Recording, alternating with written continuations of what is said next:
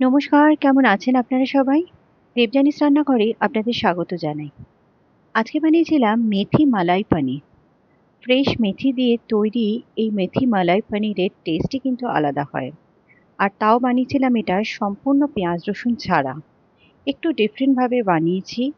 ঘরের সিম্পল কিছু জিনিস দিয়ে কিন্তু এটা তৈরি হয়ে গেছে। কিভাবে বানিয়েছি সেটা জানতে হলে পুরো ভিডিওটা কিন্তু দেখতে হবে। রেসিপিটা ভালো লাগলে আমার চ্যানেলটা অবশ্যই ফলো করবেন আর একটা লাইক শেয়ার সাবস্ক্রাইব করতে কিন্তু ভুলবেন না। তাহলে চলুন রেসিপিটা দেখে নিই। এখানে আমি পনিরগুলোকে এভাবে একটু বড় সাইজের কিউব করে কেটে নিয়েছি। আর এখানে মেথি শাকটাকে ছাড়িয়ে ভালো করে ধুয়ে নিয়েছি। এটাকে আমি একটু ছোট ছোট করে কেটে নেব। এতে টেস্টটা ভালো লাগবে আর একদম মিশে যাবে এটা সবজির সাথে। এটাকে আমি একটু ছোট ছোট করে কেটে নিয়েছি। এবার এখানে একটা মিক্সিং জারের মধ্যে দিয়ে দিচ্ছি আমি 10-12টা কাজু। এটাকে একটু গুঁড়ো করে নিয়েছি।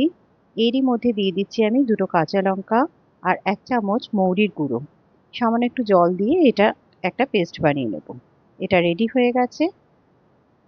এবার এখানে ফ্রাই প্যানের মধ্যে বেশ কিছুটা পরিমাণ তেল দিয়ে তেলটা গরম হলে এর মধ্যে সামান্য একটু নুন দিয়ে দিলাম। এবার এরই মধ্যে আমি পনিরগুলোকে ভেজে নেব।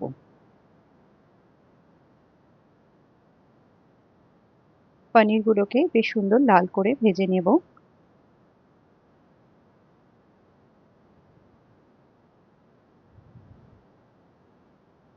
এখানে পনিরগুলো দেখুন সুন্দর মতো ভাজা হয়ে গেছে।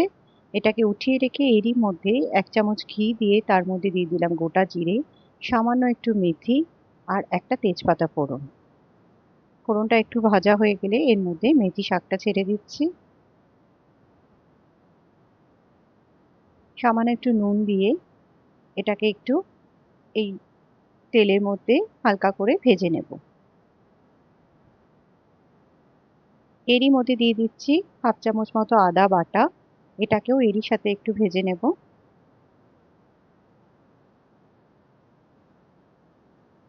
এবার এখানে দিয়ে দিচ্ছি আমি 1 টেবিল স্পুন বেসন। এই বেসনটা দেওয়ার জন্য যেহেতু এখানে পেঁয়াজ রসুন পড়ছে না, এটাতে গ্রেভিটার মধ্যে একটা বেশ সুন্দর থিকনেস আনবে। এর মধ্যে দিয়ে দিচ্ছি এবার একটুখানি কাশ্মীরি লঙ্কার গুঁড়ো, 1 চামচ ধনে গুঁড়ো, 1 চামচ জিরে গুঁড়ো। এই সব কটাকে এবার একটু বেশ ভালো করে ভেজে নেব।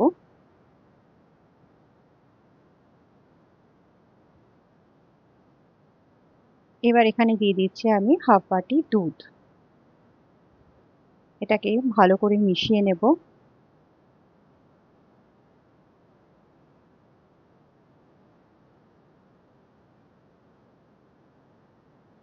এখানে মশলাটা ভালো মতো কষাতে হবে। এখানে আমি দিয়ে দিচ্ছি যে বাটিটায় দুধ দিয়েছিলাম তারই সেই বাটিটার মধ্যে একটু জল নিয়ে এখানে দিয়ে দিলাম। এটা বেশ ভালো মতো ফুটে উঠেছে। এর মধ্যে দিয়ে দিচ্ছি পরিমাণ মতো নুন, চিনি। এখানে মশলাটা কিন্তু অলরেডি ঠিক হতে শুরু করে দিয়েছে। এবার এখানে দিয়ে দিচ্ছি যে কাজু বাদামের পেস্টটা বানিয়ে রেখেছিলাম সেটা মিক্সিং জারটা ধুয়ে একটু জল দিয়ে দিলাম। এবার এটাকে ভালো করে মিশিয়ে নেব।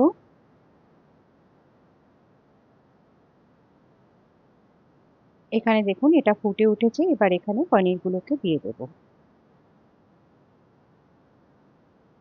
পনিরগুলোকে দিয়ে এটাকে আরেকবার একটু ভালো করে ফুটিয়ে নেব। এরই মধ্যে দিয়ে দিচ্ছি আমি একটুখানি হাতে ঘষে কসুরি মেথি, এতে গন্ধটা খুব ভালো আসবে। আর দিয়ে দিলাম একটু গরম মশলার গুঁড়ো। এটাকে ভালো করে মিশিয়ে নিয়ে লাস্টে এখানে দিয়ে দিচ্ছি আমি 1 চামচ মতো ঘি। এতে গন্ধটা খুব ভালো আসবে। ব্যাস, এটা কিন্তু আর কিছুই করার নেই। এর থেকে বেশি ঘন এটা করব না। এবার এটাকে নামিয়ে নিতে হবে। নিন, তৈরি হয়ে গেল খুব সহজেই। আর সত্যিই খুব কম সময় লাগে এটা তৈরি করতে। ভেজ যারা খান কিংবা ভালোবাসেন খেতে তারা কিন্তু এই আইটেমটা খেতেই পারেন। হয়তো অনেকেই খেয়েছেন। তো এভাবে একবার বানিয়ে দেখবেন, আশা করি আপনাদের ভীষণ ভালো লাগবে। ধন্যবাদ।